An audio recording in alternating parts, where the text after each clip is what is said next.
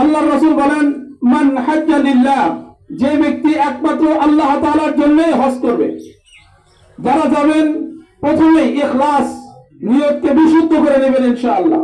মান হাজ্জা লিল্লাহ, যে ব্যক্তি আল্লাহ তাআলার জন্য হজ করলো তাদের জন্য আল্লাহ রাসূল বলেন কেমন, রাজআ কা ইয়াউমিন ওয়ালাদাতহু উম্মুহু, সে এমন ভাবে ফেরত আসলো যেন সে সদ্য মার গর্ভ থেকে ভূমিষ্ঠ হয়ে নিষ্পাপ গুনাহমুক্ত হয়ে আসলো। আল্লাহ রাসূল শর্ত দিয়ে দিয়েছেন দুইটা, লাম ইয়ারফুস ওয়ালাম ইয়াফসুক, যে কটু বাক্য বললো না, অশ্লীল কথা বললো না, গীবত শিকায়ত করলো না, রাগান্বিত অবস্থায় কারোর দিকে তাকাইলো না। এই শর্তগুলো আল্লাহ রাসূল জুড়ে দিয়েছেন। অবশ্যই এই শর্তের দিকে আমরা সর্বসময়ের জন্য খেয়াল করব, যেন আমাদের এমন আচরণ না হয় সামান্য খাবার দাবার সহ অন্যান্য যে সমস্ত সুবিধা অসুবিধা আছে, এই সুবিধা অসুবিধার জন্য হজ নষ্ট হবে না। সামান্য কটু কথা বলার জন্য হজ নষ্ট করতে পারে। যারা 16 লাখ টাকার প্যাকেজে যাবে তাদেরও হজ হবে, যারা সর্বনিম্ন প্যাকেজে যাবে তাদেরও হজ হবে। শর্ত হলো তাদের জন্য হজের যে সমস্ত আরকান আহকাম আছে এইটা সঠিকভাবে পালন করতে হবে। যদি হজের আরকান আহকামের ভিতরে ভুল ত্রুটি হয়ে থাকে, হজের 3টা ফরজ রয়েছে, একটা ফরজ যদি বাদ হয় তাহলে হজ করে আবার কাজা করতে হবে।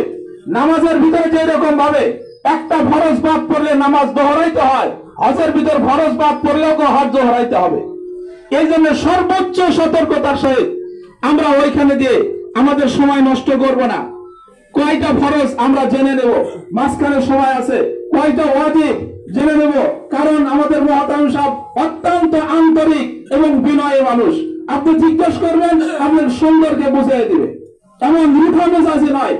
আপনাদের এইটা সৌভাগ্য, এমন একজন মুআল্লিম পেয়েছেন যিনি বিনয়ী, যিনি জোরে কথা বলতে জানেন না, যিনি একদম বিনয়ের সাথে আন্তরিকতার সাথে সকলকে এক চোখে দেখেন। আমরা আরো দোয়া করি আল্লাহ তাআলা আমাদের মুহতারাম সুলতান হজ কাফেলার সম্মানিত পরিচালককে বিনয়ের সহিত ইখলাসের সহিত আপনাদেরকে যথাযথ খেদমত করার তৌফিক দান করেন, সকলে বলি আমিন।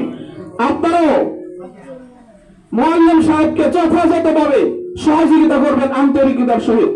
আপনাদের সহযোগিতা হলো যেরকম ভাবে বলবে আমান্না সাল্লামনা, ওইরকম ভাবে মেনে নেবেন, ওইরকম ভাবে আপনাদের কাজ পরিচালনা করবে।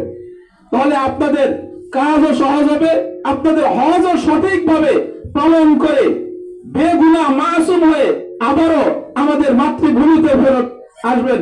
আমরা আপনাদের জন্য দোয়া করি, আল্লাহ তাআলা আপনাদেরকে সুস্থ শরীরে ইখলাস দিয়ে এবং আল্লাহ তাআলার রেজামন্দি অবস্থায় আপনারা হজ পালন করবেন এবং যখন মদিনাতুল মুনাওয়ারায় যাবেন, আমাদের যারা যেতে পারি নাই আমাদের পক্ষ থেকে পিয়ারা হাবিব সাল্লাল্লাহু আলাইহি ওয়াসাল্লামের দরবারে সালাম বিনিময় করবেন, আমাদের পক্ষ থেকে সালাম বিনিময় করবেন, যেন আল্লাহ তাআলা আমাদেরকেও আপনাদের মতো হজ পালন করার তৌফিক দান করেন। আমরা যারা যেতে পারি নাই আমরা যেন পরবর্তীতে আপনাদের মতো লব্বাইক বলার সুযোগ পাই, আমরা যেন সেই কাবার কালো গিলাফ দেখার সৌভাগ্য অর্জন করতে পারি এবং আল্লাহর রাসূলের সেই সবুজ গম্বুজ দেখার সৌভাগ্য অর্জন করতে পারি। সর্বশেষ আপনাদের জন্য আমরা দোয়া করছি, বিশেষ করে মুআল্লিম সাহেবের জন্য দোয়া করছি। মুআল্লিম সাহেব সুস্থ থাকবেন তো আপনারা সুস্থ, কথা বলেন ঠিক কিনা? মুআল্লিম সাহেব যদি অসুস্থ থাকে তাহলে আপনাদের অসুস্থ।